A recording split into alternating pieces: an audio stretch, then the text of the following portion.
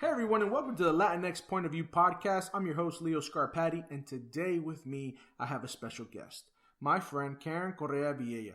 And Karen actually has a program called Salud con Sabor. So today, we're going to be talking about healthy living, healthier lifestyles, and as Latinos, what can we do to live those lifestyles? So Karen started this program called Salud con Sabor, which is more of a movement to inspire Latinos in the U.S. to live healthier lifestyles. So, Karen, tell me a little bit about what made you get into this. Hey, happy to be here. So, in college, I just tried a lot of different things and I really got into exercise. And from exercise, it just came natural that I'd be interested in food and nutrition. And as I worked in the community, I have found that nutrition and thinking about healthy living and exercising was just not really a part of the culture here in the U.S., and especially here in the South. So it motivated me to kind of study those relationships we have with our family and food, and just inspire people to live a healthier lifestyle. That's great, thanks. And I want to get into the deeper conversation with you about this. I'd really love to talk about what are some of the things that Latinos have in terms of the relationship with food, how we use that, and how we relate to that with our culture. Are there a lot of Latinx dietitians? Is the field of food and nutrition ready for the ever-growing Hispanic Latino population in the U.S.? I know that now we are the majority minority, or the minority majority, however you want to say it, here in the United States, and we are constantly growing. So when we think about these types of things, how as a community can we continue to grow thinking about our nutrition in sight? And I want to pick up on this conversation with Karen after this break. Latinx Point of View is brought to you by Civic Canvas, a bilingual boutique firm designing strategies for social change. To learn more at civiccanvas.com.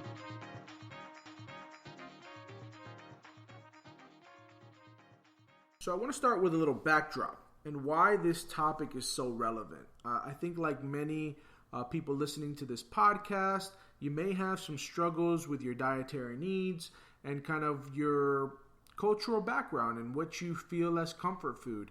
I know as a Latino in the U.S., fried foods, starchy foods are a part of the diet that I know that I need to curb. So, one of the things for me is, and I'd love to discuss this, is I have troubles because I'm a simple eater. So I have a certain type of food that I like, and I don't explore much with my dietary needs, right? Which is bad because it can lead to bad habits of eating only certain types of food, which may not always be the best for me. So as a goal to living a healthier lifestyle, I figured what better way than to have a conversation with a graduate dietitian as to how maybe I can make some changes to some of those already traditional dishes, or to some of those dishes that make me feel like home, but that I can change them just a little bit so I could be a little bit healthier, knowing that I am a simple eater. And for those who don't know, simple eater, aka picky eater. Okay, I don't like the word picky. I have coined the term simple eater. I have a certain staple of foods that I like to eat. I have been incorporating more vegetables into my dietary needs, and I think that's something that's very important and that our culture needs to do a better job of. I think sometimes when we think of vegetables, we think of a papa or a yuca or un plátano, and those necessarily aren't the healthiest vegetables. And I'd love to just kind of talk with Karen and get her expert advice on these things so that we can all try to make little changes to our lifestyle so we can all live a better lifestyle. So so we can start with the statistics. In the U.S., diabetes, kidney disease, dialysis, hypertension, all are just big issues in the Latino community. And so I don't necessarily think that the root, the rice and beans or the papa or any of that is unhealthy at its core. But mostly it's the portions that are unhealthy. Sure. Let me ask you something, though, because when you mentioned that, it got me to thinking about base foods, right? So in most Latin households, you'll have a base food of either corn or flour. Whether you're Mexican and you eat with a tortilla, or you're from Central America and you eat more with a pupusa, or whether you're from South American and you eat more arepas. What can we do with some of these base foods that we kind of start in our dietary journey and make certain little changes, or as you said, portion control? Yeah, so I think the first step is knowing what you're doing. Okay. So I have a funny story. My grandma was a 30-year diabetic, and she swore up and down she ate 2 tortillas at every meal. Yep. And I would sit there and count out 6 tortillas at every meal. But, you know, she'd be like, oh, it's okay. I just need a little bit more insulin. And just taking some autonomy, like how much are you really having? Sure. And again, I don't necessarily think that it's super necessary to cut all that stuff out, because I feel like when I talk to my Latinos about healthy eating, they think that all they can eat is salads. And that's not true. We can enjoy all foods just in right amounts. Yeah. And actually, what I'm looking most forward to in this conversation is you sharing some of your recipes, how maybe you've tweaked some things. But I want to get into that a little bit later. I just want to kind of lay that up as a preview for folks. If you're listening to now, I want Karen to be able to share her platform and what she does. And speaking of platforms, can you tell us a little bit about Salud con Sabor? Where can people find you, and what information can they find on your social media platforms? Yes, so saludconsabor.usa on Instagram and Facebook. You can find me there, and I post very beautiful pictures with recipes of healthier alternatives. We know that a lot of Latinos like to garden, so let's use those foods in your garden to add in some more nutrients to your diet. What about for those Latinos who are living a busy lifestyle nowadays that don't have the time to gardening, but we tend to pick up, the faster things in life?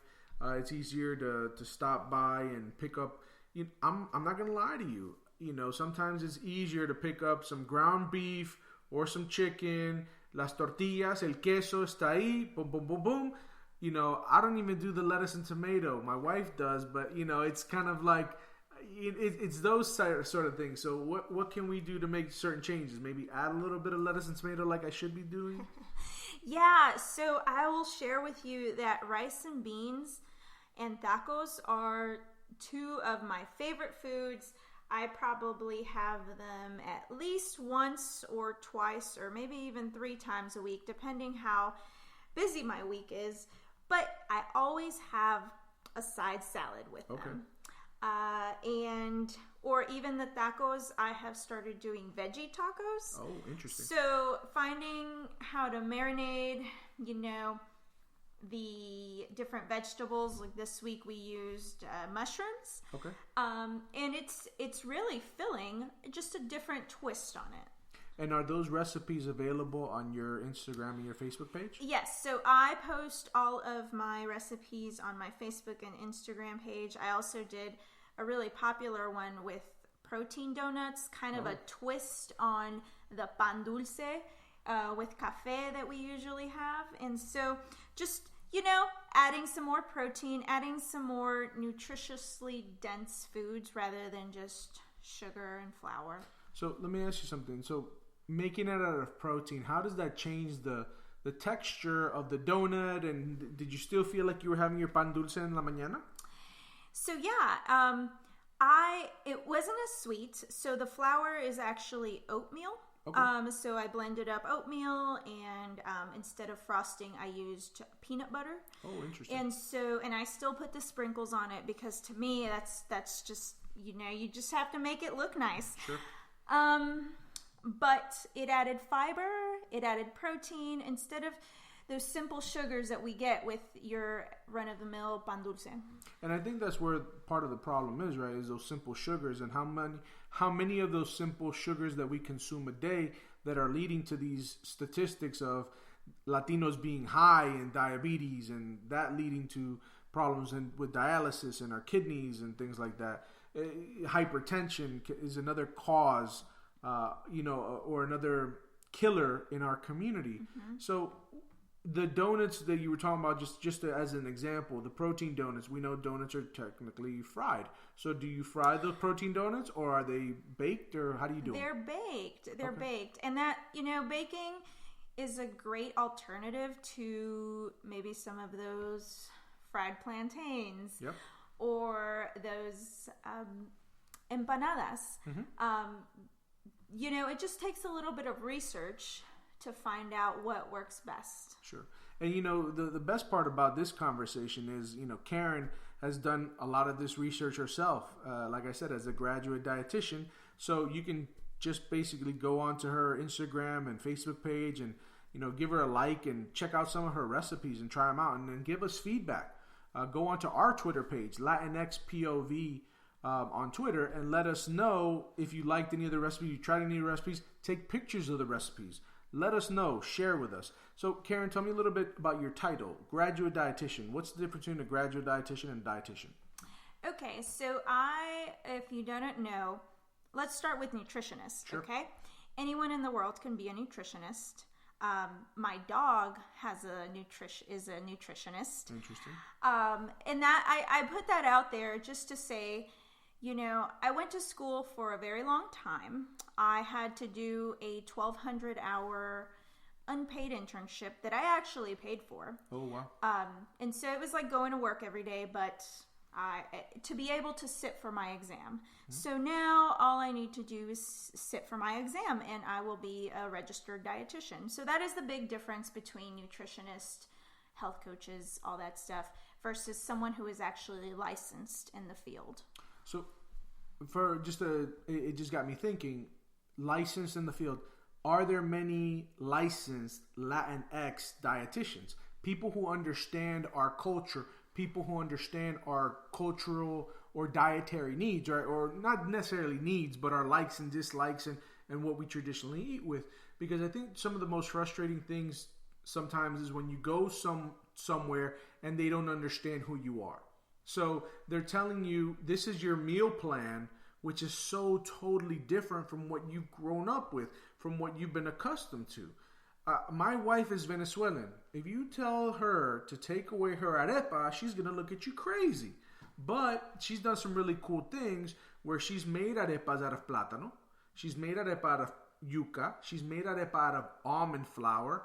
So she's been looking at alternatives to still have her arepa, but maybe not always with that same flour or the same cornmeal or la harina pan or something like that she traditionally uses.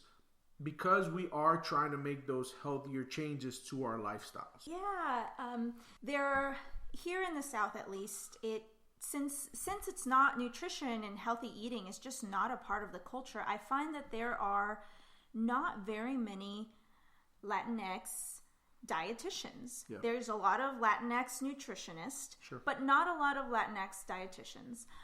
And I find that, people that work closely with the Latinx community, they learn Spanish, Okay.